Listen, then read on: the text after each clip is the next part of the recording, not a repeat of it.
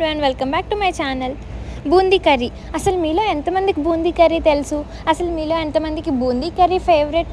నాకైతే boondi curry favourite. అసలు boondi curry ఎలా చేసుకోవాలో చూసేద్దామా? ముందుగా కడాయి తీసుకొని ఆయిల్ వేసుకొని అందులో కట్ చేసుకున్న ఆనియన్స్ని బాగా వేపుకోవాలి. అవి కొంచెం మగ్గాక అల్లం వెల్లుల్లి పేస్ట్ వేసుకొని అందులో కొంచెం కరివేపాకు వేసుకొని వేపుకోవాలి.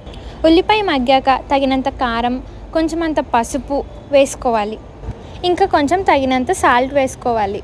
మా మమ్మీ అయితే కల్లుప్పు ప్రిఫర్ చేస్తారు, ఎందుకంటే ఆ జనరేషన్ నుంచి వచ్చారు కాబట్టి. అండ్ మా డాడీ అయితే రాక్ సాల్టే వాడమంటారు. ఇలా మీ ఇంట్లో ఏమైనా డిబేట్స్ ఉన్నాయా? ఉంటే కామెంట్ సెక్షన్లో కామెంట్ చేసి చెప్పండి. ఇప్పుడు వేసిన వాటిని అన్నిటిని మిక్స్ చేసుకొని అందులో కొంచెం వాటర్ వేసుకొని వాటిని కొంచెం మగ్గనివ్వాలి. కాబట్టి దాని మీద మూత పెట్టేసుకొని కాసేపు వదిలేయాలి మగ్గే వరకు. ఆ తర్వాత మనం ఇంట్లో తయారు చేసుకున్న మసాలాని వేసి ఆ మసాలాని కూడా మిక్స్ చేసుకొని కాసేపు మగ్గనివ్వాలి.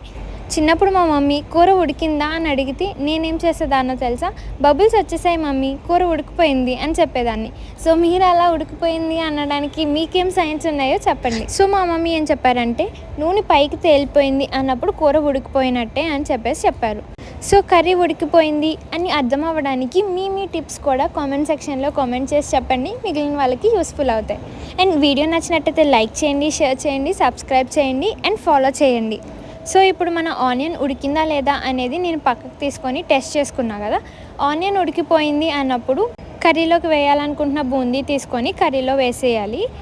కర్రీలో వేసిన తర్వాత దాన్ని బాగా మిక్స్ చేసుకొని బూందీకి కర్రీ పట్టే వరకు దాన్ని కొంచెం సేపు కలుపుకోవాలి.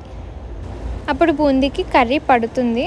సో ఆ టేస్ట్, ఫ్లేవర్స్ అన్నీ బూందీలోకి వెళ్తాయి. అప్పుడు లైట్గా వాటర్ వేసుకొని కాసేపు కలుపుకొని దాన్ని పక్కన పెట్టుకొని ఉంచుకోవాలి.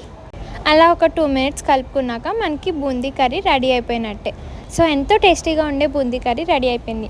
నేనైతే బూందీ కర్రీ చేస్తే అస్సలు అన్నం మిగల్చకుండా తినేస్తాను. బాయ్.